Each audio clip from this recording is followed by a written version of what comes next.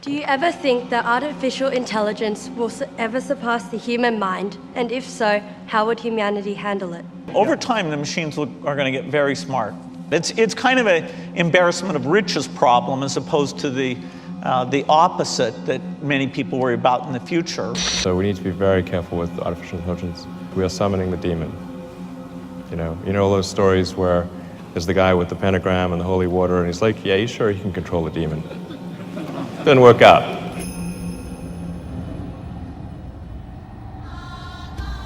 The 1995 animated film Ghost in the Shell and its recent live-action counterpart pose the following questions.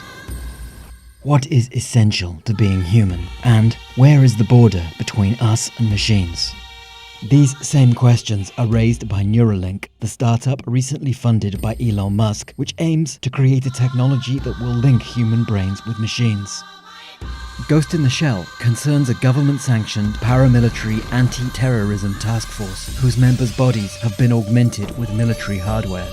As the Major's organs are gradually replaced by cybernetic parts, as she becomes more machine, she wonders if she is also losing her humanity. それが可能であればどんな技術でも実現せずにはいられない人間の本能みたいなものよ。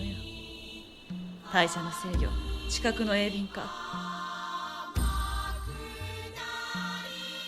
The music we hear is a Shinto liturgy. The female voices are beckoning down the gods to mingle with mortals. In the Japanese Shinto religion, anything from animals to rocks to waterfalls and presumably cyborgs can be endowed with the kami or spirit, or one is tempted to say, ghost. You human? Yeah. Can you take that off so I can see your face?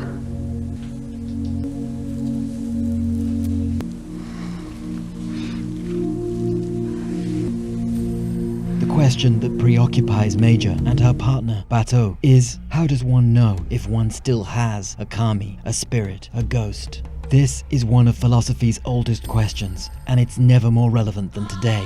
As human life begins to merge with machines in new and unexpected ways, what is the substrate of the spirit? On what hardware or wetware does it run? What are the soul's physical dependencies?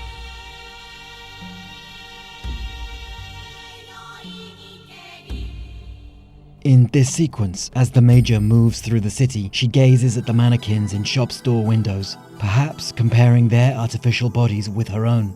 No ghost, it seems safe to say, resides in these dummies. But where's the line? What are the minimum requirements to run a ghost? The films offer no definitive answer to this question. Say something nice. You chose those? They're tactical. Always for the job.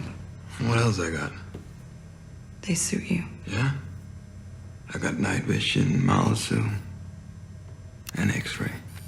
I guess I see like you now. Don't worry. You'll get used to it. Major? Could you feed the dogs for me? The characters resort to using animals to help them sniff out their humanity, or lack of it. Confirming just how fragile human identity or will can be, these trash collectors find themselves ghost-hacked, their wills robbed and memories replaced. 自分の名前も知らねえ野郎が偉そうなこと抜かすなバカ。母親の顔、生まれた町の風景、子供の頃の記憶。何か一つでも覚えているか？ゴーストのない人形は悲しいもんだぜ。特に赤い血の流れてるやつはな。Their empty shells have been put to work by the Puppet Master, a being that emerged from the secret data gathering operation Project 2501. 私は情報の海で発生した生命体だ。2501 claims to have gained a ghost as a result of being connected to the net. But the humans 2501 encounters aren't so happy to grant it sentience. もしかして皆さん、あの擬態にゴーストがあるなんて本気で思ってる？あり得るな。セレロイドの人形に魂が入ることだってあるんだぜ。まして奴は脳医学用のデバイスを詰め込めるだけ詰め込んでるんだ。魂が宿ったって不思議はねえさ。Seen this way, a ghost could be called will, the animating identity that gives purpose and direction to an organism. Such a will, Ghost in the Shell seems to be saying, can emerge in humans, machines, or any mixture of the two.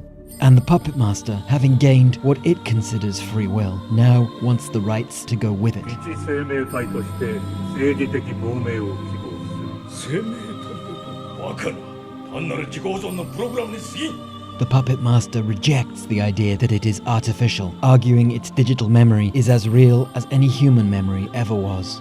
主としての生命は遺伝子という記憶システムを持ち、人はただ記憶によって個人化できる。たとえ記憶が幻の同義語であったとしても、人は記憶によって生きるもの。 These deliberations about what counts as life, as will, as humanity, and about what relation we should take to artificial creations form the backdrop to Ghost in the Shell. But Project 2501 also points to a very current issue. When will artificial intelligence start to conflict with human life? Will we accept its needs, its will? Is that a choice we'll even be able to make? We just don't know what's going to happen once there's intelligence substantially greater than that of a human brain. If AI is much smarter than a person, what do we do? Yeah. What job do we have? This is the fear that Elon Musk, Bill Gates, Stephen Hawking and others have recently expressed, that advancements in artificial intelligence pose an existential threat to the human race, that our technology has the potential to overtake and consume us entirely. From the beginning, technology has been measured by its ability to improve our productivity. Ghost in the Shell's Major is a tool of a hyper-capitalist state, augmented for the purpose of doing her job. But, just as in the film's fictional 2029, and even a little ahead of time, machines have not only caught up with our ability to carry out tasks and to adapt to new tasks, but have started to outpace us. In some cases, our machines can adapt to change faster than we can, and as a consequence, the work roles that structure today's society are, one by one, being displaced. If these billionaires and intellectuals are right, the time will come that machines outpace us and overcome us entirely. Even the machines' creators and owners have come to fear automation, to fear the very machines that have made them unimaginably rich and powerful. To prevent machine intelligence outrunning humans, Elon Musk proposes Neuralink, a technology that will link human brains with machines. The fear of Ghost in the Shell was that if we replaced too much of our functionality with machines, we would become like them. Elon Musk updates that fear for the 21st century. Unless we merge with them, we will perish under machines. Musk's proposal, a human-machine interface that digitally expands memory, connects us directly to the internet, and even potentially to other minds, matches exactly the Puppet Master's proposal in Ghost in the Shell, a merging between network computers and human beings. Only now, it's us humans who are proposing it. The Puppet Master, as it merges with the Major in the original Ghost in the Shell manga comic, comments on how unconcerned she seems with the preservation of her own identity. Her decision to fuse with it observes, took 1/25th the time it predicted. So, assuming Neuralink is real and offers us the chance to jump, should we do so as readily as the Major does? And if we did do it as a survival tactic to preserve our control over a new empire of intelligent machines by fusing ourselves with them, are we sure that what will be surviving would still be us, that we will look at these future humans and still recognize ourselves? This is not a simple question, not least because we may have already jumped. We're already a cyborg. It's just that, you have a digital version of yourself or partial version of yourself online in the form of your emails and your social media and all the things that you do. And you have basically superpowers in that with your computer and your phone and the applications that are there. You have more power than the President of the United States had 20 years ago. More than fashionable. The cyberneticist Gregory Bateson liked to challenge his students with this koan-like provocation. Is a blind man's cane part of him? It points again to the idea that we are always already fused with technology, that what is human has always extended beyond the skin, out into the world, via our tools, our machines. But what is human is not just extended by the technologies it uses, it is irrevocably changed by them, and not always for the better. Can we not already see something of ourselves in those ghost-hacked trash collectors? Like them, we're overwhelmed by information technology, so submerged in data that it's sapping our wills and attentions. This, indeed, is almost the definitive modern pathology. As a society, we are wondering out loud if democracy can still function when social networks can hack the very decision-making processes it relies on. Thus, the anxieties of the characters in Ghost in the Shell, whether they are truly possessed of free will, are today's daily headlines. Are we already shells without ghosts, robbed by our very information flows of the ability to make meaningful decisions?